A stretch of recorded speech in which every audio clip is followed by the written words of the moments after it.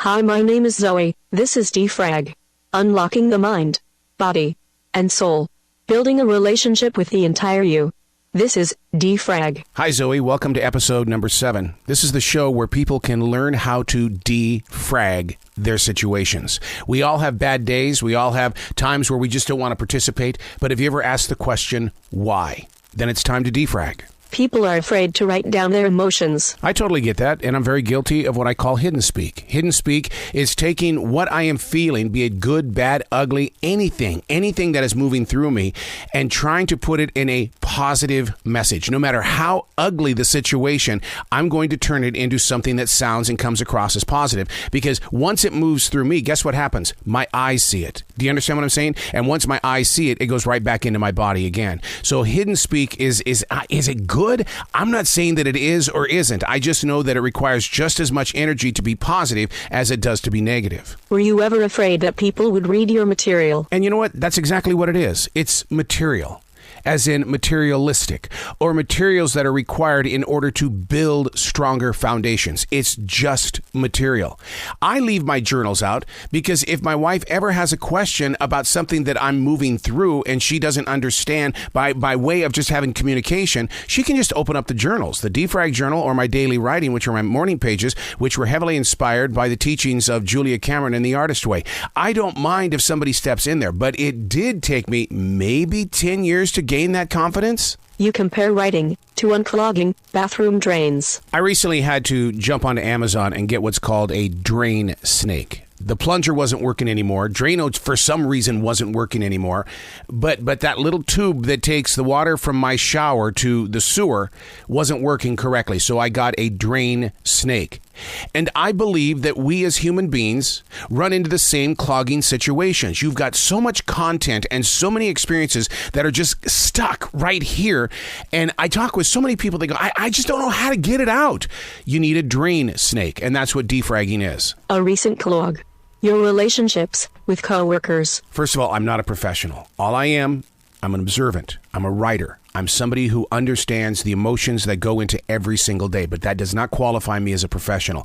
But as we go back into this workforce place where people are no longer going to be able to do it remotely from home, as we start to come back together after 25 months of being apart or somewhat together, it is really, really, really important that bosses and corporations have got to put focus on relationships and building a stronger team. Don't tell me to be a team player.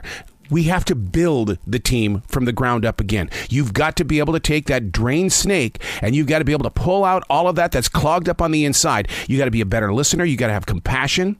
You can't be biased. We've got to be able to work together one-on-one and re-strengthen the workplace. And it's got to be a place of safety. People can't come in there because we've been protected by being at home. Sure, the kids and the dogs have been driving us crazy and the bird is screaming in the other room. But going back to work and being surrounded by so many people and so many expectations is going to play hell on the head and heart. Being at work, is that a good place to defrag? No, I don't think so. But remember, I'm a writer. I live writing. I live sharing my emotions. I told you it took me 10, maybe a little bit longer years to get my writing into an open space where I allow people to read it. If you're going to defrag at work and a coworker happens to come across what you have been defragging, it's a weapon in their hands. So I strongly suggest that when you defrag or if you daily write in a journal, I think it needs to stay at home.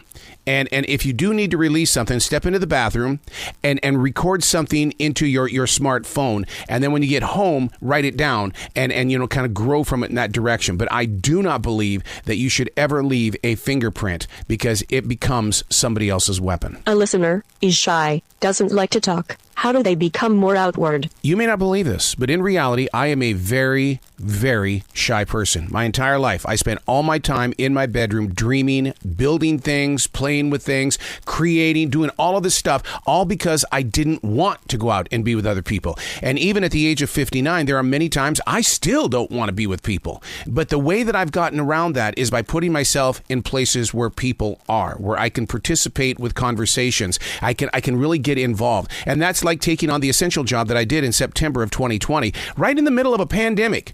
My God, I was right there in front of people. And you can be a bump on a log in front of people, but you don't want to to be seen as that. So you learn how to participate with the process of what it's like to share emotions. Not go out there and be a jerk or anything like that, but you listen and you train yourself on how other people are acting. Somebody told me just recently that success is based on one thing. You forgot the names of the people that you stole the art from.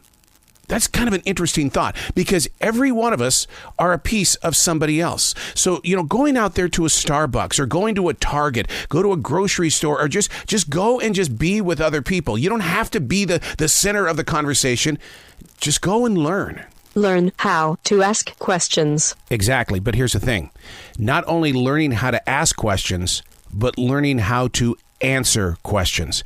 Because how many times have you been in a conversation and your answer is just a giggle, a laugh off? You just kind of just give off some sound because it's like, yeah, you're not going to like my answer, or I'm embarrassed to even want to try to answer this.